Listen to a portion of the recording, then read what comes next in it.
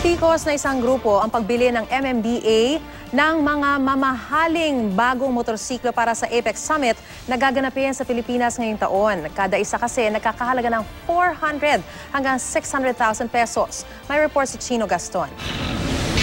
Matulin at agaw pansin. Ganito maisasalarawan ng mga bagong motorsiklong binili ng MMDA para sa isasagawang APEC Summit sa Nobyembre. Dalawa mula sa high-end brand na Ducati, ang Monster 795 at 6 na Suzuki Bandit 750, kapwa 400 hanggang 600,000 bawat isa. Kasama ang PNP, magsisilbing security escort ang mga MMDA motorcycle riders na mga kotse ng leader ng US, China at iba pang bansa sa Asia Pacific. Ang pondo galing daw sa budget para sa APEC Summit. We need at least 6 per event, per vehicle. And so parang kulang pa nga ito, but this would be an augmentation.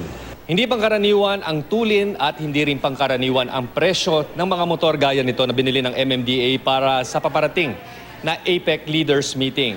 Pero may kamahalan man, bahagi lamang daw ito ng muka ng bansa na may papakita sa buong mundo dahil tayo ang host nation ng pagpupulong sa darating na Nobyembre.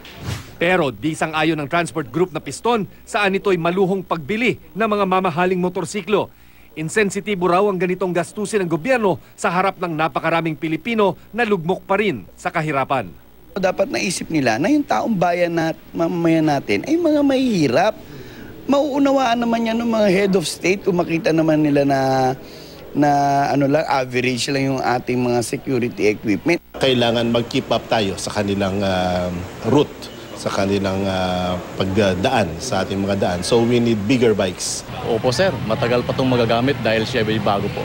Ayon sa MMDA, iniisipan nitong bumili ng karagdagang mga motorsiklo dahil kulang pa daw ang kasalukuyang bilang para masecure ang mga APEC leaders. Chino Gaston, GMA News.